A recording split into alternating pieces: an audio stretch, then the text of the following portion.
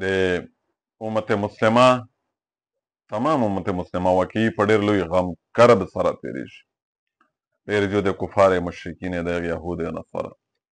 د دغه ډېر مظالم جبر تشدد بربریت او بیا د دې خلاف ماشاءالله پاکستان شه تمام وقت بے فکر بلکې اکثر دا د دغه مسلمانانو په غم کې ورسره غمجن دي شریک دي تر دې پوره چې علما د هغې خلاف د جهاد فتوا ورکړه چې کومه طریقه د جهاد دو چاره صحیح ممکنه دو تقی صاحب غوندې عظیم بین الاقوامی مفتی او د علم خزانه امیج د پوره باعث صف افتخار چې دا هسته الله پاک میږ مو پاکستاني مسلمان ته ورودي خو ډېر په افسوس سره دا خبره بیا کوم چې ځینې خلک پابنده ها تنقید کو لیبرل او مطلب سیکولر او لیاقت داسې نام نهاد لیډر کی رابر سټمپینه دي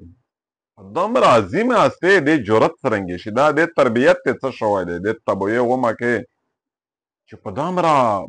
حساس سنسټیو ایشو باندې دې دومره غټې علما او دا ته څه نور خلک تای میږو چا نوم واخلي ځینې هم نه غواړي چې یاره میږي چا نوم واخلي لہذا امت مسلمه پغې دردېدل یې پس 21,000 بچون یې چې لاپته دي ورک دي 10,000 قوم و بیش مان یې ورک دي لاپته دي پس ذراع مخلوق ملبه تل دبه ہوئے ترا مطلب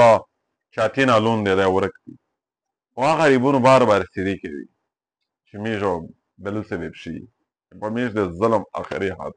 څوک یې لوژه مري څوک یې علاج څوک یې زخم نه څوک چا یې سمت درې کېږي په داسې اهمه موقع باندې ها داسې چرب زبانه بد اخلاقه خلک شته چې د اسلام احکام ها چیلنج کوي او د امت مسلمه زرینه نور هڅې کوي الله جل شانه دا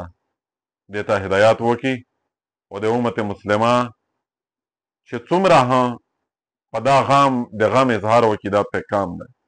په دا چې څومره وژوړي دا کام دی چې څومره په ودرېږي دا کام دی فلسطین په موجوده مسله باندې امت مسلمه په غم کې مبتلا دي او دا حالات سره چې میږ تیریږي میږ تر پیشي څه حل وي الله دا د نصرت په پورا داسې فرشتي کې کو لکه د بدر په مقام په موقع باندې چې صحابه تر کې کړي وي او حضور د حضور صلی الله علیه وسلم د ملګری کې نصرت الله کړی و الله جل شانه د دې د امتحان ښه کامیاب کو الله دا کفر او دې طاقتینه پاش